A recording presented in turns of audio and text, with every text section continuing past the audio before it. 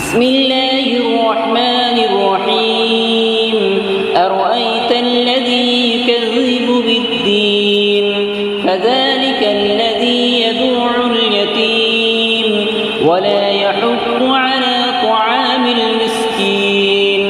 فويل للمصلين الذين هم عن